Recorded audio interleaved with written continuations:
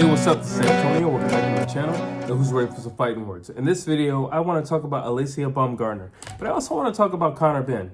So the reason for this video is because she was recently cleared due to the allegations of her taking any type of banned substance or illegal substance to make her a better athlete. Really quick, if you like the videos, please take the time, subscribe to the channel. Also hit the thumbs up button. It does help. And let's talk about this.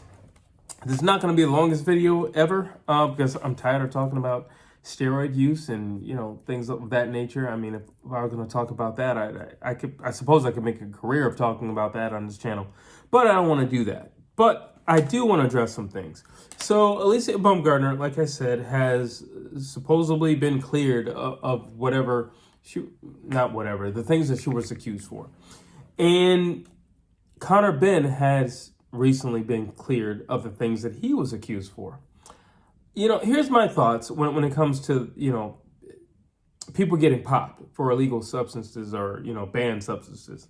You know, I read the statement with Alycia Baumgardner. I also read the statement with Conor Benn. I'm not going to go over that. I really don't want to. I've stared at it enough, and I really don't want to like dig into that. I will make a video if you want me to. You can leave a comment down below, though. But here's my thing. I find it amusing when athletes get caught or busted using illegal substances that they always find themselves, they don't go through the system that caught them. They never go through the system that actually caught them. They don't redeem themselves through the system that caught them. So let's just say if it's USADA. If USADA is the one that caught you, why wouldn't you go through USADA to redeem yourself? Alycia Baumgardner, and also Conor Benn went through third parties. They went through other, you know, systems like USADA to investigate. And I just find it so weird. Like, I really do. Why are you going through a third party? If the company that caught you is a universal company like USADA, which it is, like everybody uses USADA, or at least in the States, everybody uses USADA.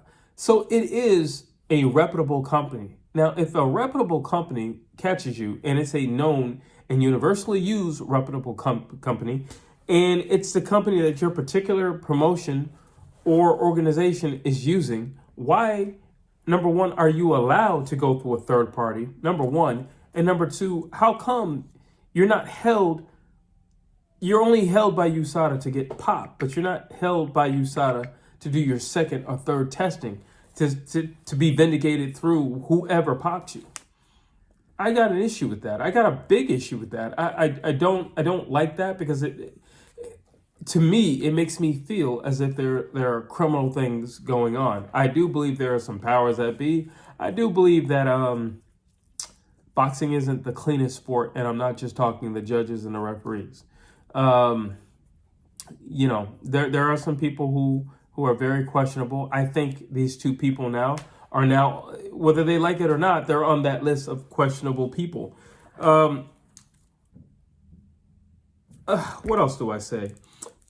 I don't feel like if you got to go through a third party, it proves your innocence, to be honest with you, because if this big reputable company like USADA, I'm just going to keep using USADA just so you know, if this big reputable company like USADA says that, I don't know, something fishy about this person, or this is what we found, this is our conclusion, and then you run and go get, you know, Joe Blow solutions to check you, or you go to the free clinic, I don't know, whatever they're doing, but it's just like, I don't know. Shouldn't they be held by USADA, since it's the more universal, it's the actual company that was used by the promotion or organization?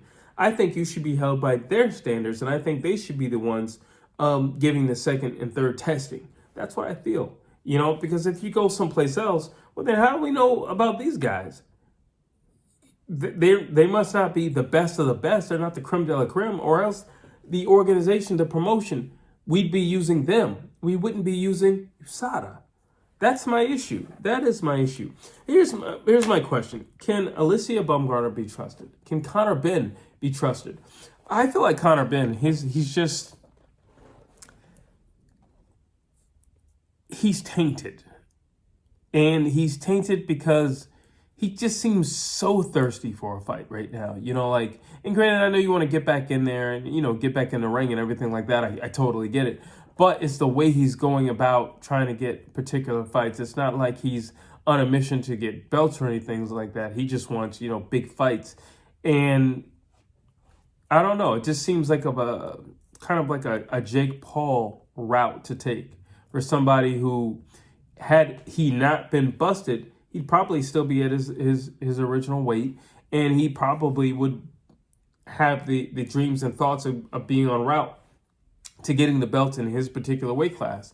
But now it's just like, well, I'm kind of looked at as a circus freak anyway, so let me put on the circus and let me just do what the circus people do. And what the circus people do is they have these Jake Paul type fights. They have these retired MMA guys fighting and things like that. So, you know what? I'm going to jump on the bandwagon of that. Yeah, it makes money, but I feel like Conor Benn can move the needle regardless. I feel like he can sell out a show regardless. So I don't necessarily feel like, he's doing it for the money. I just think he's doing it because that's the only thing that he can get right now, because I don't think reputable fighters, people who are ranked and people who, have not been busted for anything, don't trust being in the ring with him. And I want to see how the overall feeling is for Alycia Baumgardner. Because she went very quiet. She didn't necessarily try to defend herself the way Conor did. Conor was actually kind of vocal about his. He didn't disappear. Like, I feel like Alycia Baumgardner, she was still like kind of active on social media, but you definitely didn't hear any. You didn't see any interviews with her. And I'm curious to see how she's gonna bounce back. I'm curious to see how she's gonna handle herself when there's cameras in her face and there's a mic in front of her. What's she gonna say? Because I find it weird when there's always gonna be a third party. Listen, if this is the system that we are using as a promotion, and they are reputable in every way, shape, and form, which they are. By the way, the UFC also uses USADA. So like, it's universal. It's not just boxing. It's not just boxing. And I'm saying that to say that they're reputable. Who did you go to, and who said you're okay now? So those are the things that I want to know. I look at it, makes you want to look at their careers over again. I know that Conor didn't. He wasn't the wrecking ball. He wasn't the machine that he is today. When he first started off, he wasn't necessarily like that. He didn't have that type of power. He didn't have that type of physique. But when you're talking about steroids, it doesn't always show itself in its physique. It could just simply be that maybe you have more stamina. Maybe you have a lot more endurance. Maybe you can take a lot more. Maybe you have a stronger wind. Maybe you can keep your wind better. There's so many things. Maybe you're faster. There's so many things, that where it could show itself. But with him in particular, I would say his body looked a little different. I would definitely say that. With Alycia Baumgardner, she always was she was always athletic, but it just makes you curious. Let me just say it just makes you curious, because are you going to still have your credibility? Will there be fighters who are going to shy away from fighting you? Chris Eubank Jr. he's going to fight Conor Benn, but that's mostly because of the money it's going to generate. But he's been very vocal about he thinks that Conor Benn is dirty. He's been very, very vocal about that. He thinks Conor Benn is dirty. There's a lot of fighters in the UK who believe that Conor Benn is dirty, and he is no longer the person that they once thought he was. And you don't necessarily have people who are going to be, overly vocal about things, but we all whisper, we all hear the whispers. And I'm curious to see how Alycia Baumgardner is going to be perceived moving forward.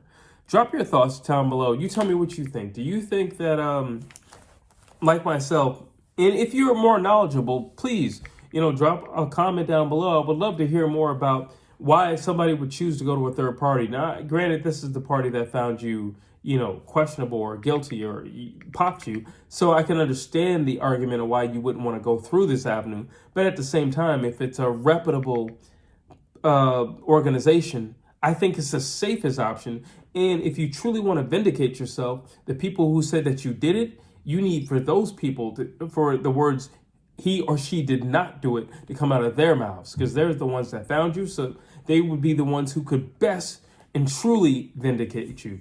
Not to say that a third party can't do it, but if you have number one saying you did something and you have number three saying, I don't think you did something, I'm still going to, as a consumer, even as a competitor, a possible opponent, I would still trust the larger, more respectable, and more universally known organization when they say you did do something. Drop your thoughts down below. Tell me what you think. Do you also think that they are as credible as they once were? Are they tainted as fighters? Drop it down below. As always, please like, please share, please subscribe to this channel.